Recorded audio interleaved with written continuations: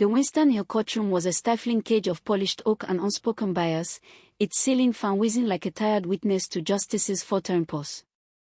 At 72, Elijah Brooks stood with the unbowed dignity of a man who'd endured decades of labor under a sun that burned as fiercely as the world's contempt. His dark skin, weathered like seasoned leather, bore the scars of a life spent standing tall against those who'd rather see him shrink. He adjusted his glasses, a simple gesture that sparked a firestorm. Lieutenant James Carver, lean and sharp with a buzz cut and a badge that gleamed like a weapon, strode forward, boots studding with menace. "Get back to your place, old man," he growled, voice slicing through the heavy air.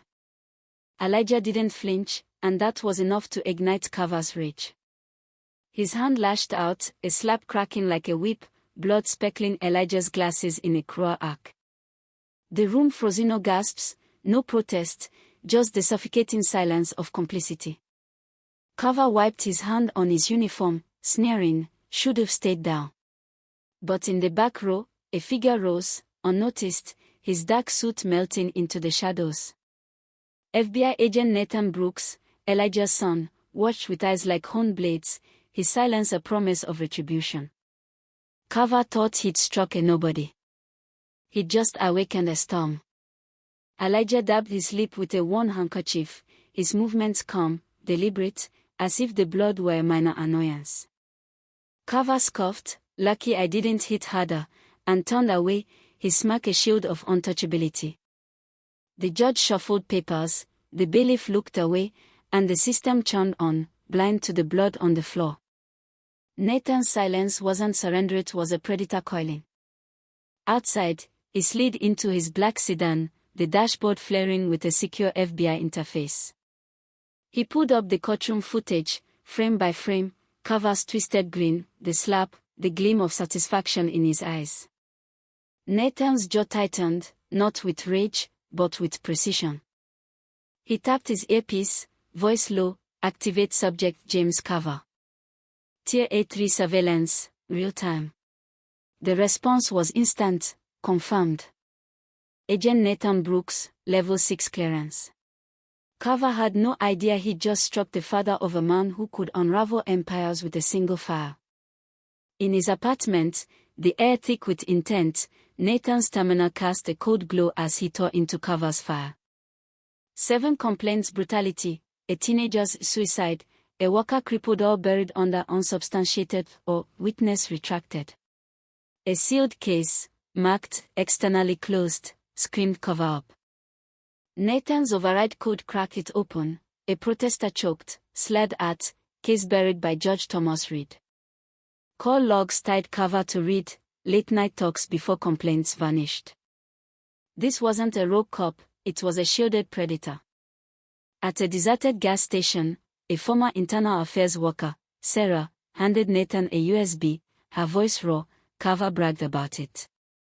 The audio was damning. Carver's laugh, "I snapped him like a stick. If he's gone, that's on him." Nathan's knuckles whitened, but his face stayed stern. "It's not enough," Sarah warned. "They'll call it talk." Nathan's reply was ice, "Then I give them bodies to count." Nathan's investigation peeled back layers of rot. Carver's file was a ledger of cruelty, a nurse harassed, a thief shot, a homeless woman bruised, all dismissed with phrases like "necessary force." Reed's name haunted the metadata, his rulings a fortress for Carver's violence. Nathan traced 2 calls between them, 1 hour before a complaint was buried. At a soundproof federal office, Nathan faced Reed, sliding a transcript across the table. "Carver's your weapon. You held the trigger." Reed's smile was slick. "Just talk, Agent Brooks."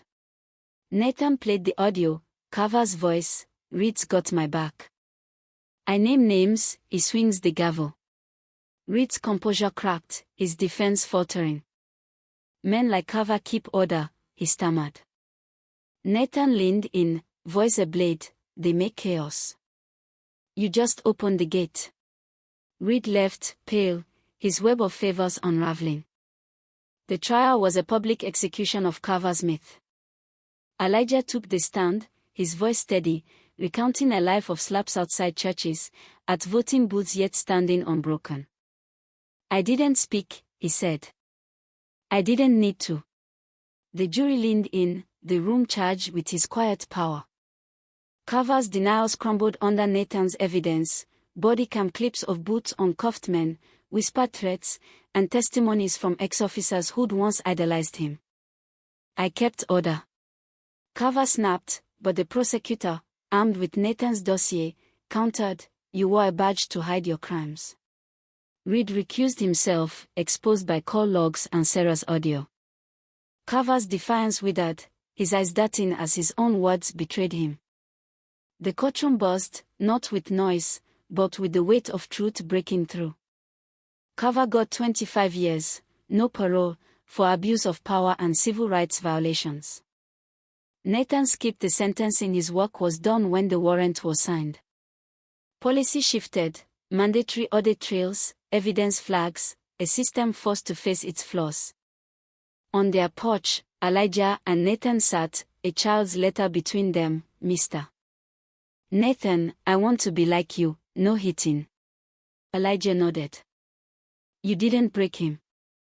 You showed he wasn't untouchable." Nathan's gaze softened. "That's enough." A mirror outside the Cortázar file folder, truth filed, stood as a quiet testament, not to Nathan, but to the system's reckoning. Carver rotted in a cell, not from shame, but from the silence of a world that no longer echoed his name. Nathan kept walking, unseen, relentless, proving that truth, like a scalpel, cuts deepest when it's silent. Across Winston Hill, whispers grew. Community meetings cited Nathan's case, not for glory, but for proof that silence could be weaponized. A non-profit, No More Shadows, digitized complaints, ensuring no file could vanish. Its first seminar quoted Elijah, "Dignity doesn't shout. It stands." Nathan declined interviews, his silence louder than headlines. A photo caught him outside the courthouse, staring at its windows, captioned, "The man who made justice look back." Carver's fall wasn't a spectacle, it was a recalibration. Elijah's blood on those glasses wasn't just a stain, it was a spark. And Nathan, with his father's lessons and a federal badge, had turned it into a blaze that burned clean, exposing not just a man, but a system that had looked away too long. The world debated, was this justice or vendetta? Nathan didn't care. He'd forced the system to see itself, and that was enough to shake its foundations.